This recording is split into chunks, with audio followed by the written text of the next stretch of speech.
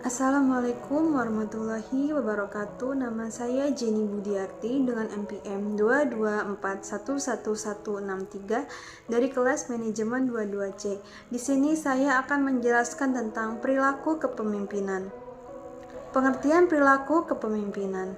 Dalam Kamus Bahasa Indonesia, perilaku adalah tanggapan atau reaksi terhadap rangsangan atau lingkungan.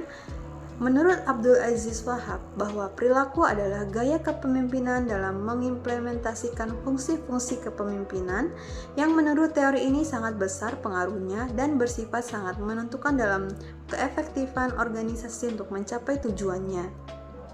Pendekatan teori-teori perilaku melalui gaya kepemimpinan dalam realisasi fungsi-fungsi kepemimpinan merupakan strategi kepemimpinan yang memiliki dua orientasi yang terdiri dari orientasi pada tugas dan orientasi pada bawahan. Perilaku kepemimpinan yaitu gaya kepemimpinan yang berfokus tidak pada sifat-sifat atau karakteristik kepemimpinan, tetapi pada tindakan interaksi terhadap orang-orang yang ada di sekitar kerjanya yang pada sekelompok orang bawahan. Konsep perilaku kepemimpinan. Perilaku kepemimpinan ada tiga dimensi yang didasarkan pada hubungan antara tiga faktor, yaitu perilaku tegas, text behavior, perilaku hubungan relationship behavior, dan kematangan atau maturity. Perilaku tugas merupakan pemberian petunjuk oleh pemimpin terhadap anak buah meliputi penjelasan tertentu apa yang harus dikerjakan, bila mana dan bagaimana mengerjakannya, serta mengawasi mereka secara ketat. Perilaku hubungan merupakan ajakan yang disampaikan oleh pemimpin melalui komunikasi dua arah yang meliputi mendengar dan melibatkan anak buah dalam pemecahan masalah. Adapun kematangan adalah kemampuan dan kemauan anak buah dalam mempertanggungjawabkan pelaksanaan tugas yang dibebankan kepadanya. Dari ketiga faktor tersebut, tingkat kematangan anak buah merupakan faktor yang paling dominan. Karena itu, tekanan utama dari teori ini terletak pada perilaku pemimpin dalam hubungan dengan bawahan. Kegiatan pemimpin dalam melakukan manajemen organisasinya mulai dari pengambilan keputusan sampai pada pelaksanaan dan evaluasi kerja menunjukkan suatu perilaku. Perilaku pemimpin dalam suatu organisasi menjadi sorotan dan mempengaruhi timbulnya perilaku anggota atau perilaku kelompok. Apabila perilaku pemimpin baik dalam memberikan instruksi, mengawasi maupun melakukan evaluasi, termaksud dalam mengemukakan pikiran-pikirannya, maka akan dapat menciptakan efektivitas organisasi. Perilaku kepemimpinan tersebut yaitu perilaku instruktif, konsulatif, partisipatif, dan delegatif. Perilaku kepemimpinan tersebut masing-masing memiliki ciri pokok sebagai berikut. 1. Perilaku instruktif. Terbangunnya komunikasi satu arah, pimpinan membatasi peranan bawahan, pemecahan masalah dan pengambilan keputusan menjadi tanggung jawab pemimpin, pelaksanaan pekerjaan diawasi dengan ketat. 2. Perilaku konsulatif. Masih memberikan instruksi yang cukup besar serta menentukan keputusan, telah diharapkan komunikasi dua arah dan memberikan suportif terhadap bawahan. Pemimpin mau mendengar keluhan dan perasaan bawahan dalam mengambil keputusan, membuat terhadap bawahan ditingkatkan, tetapi pelaksanaan keputusan tetap ada pemimpin. 3. Perilaku persuasif.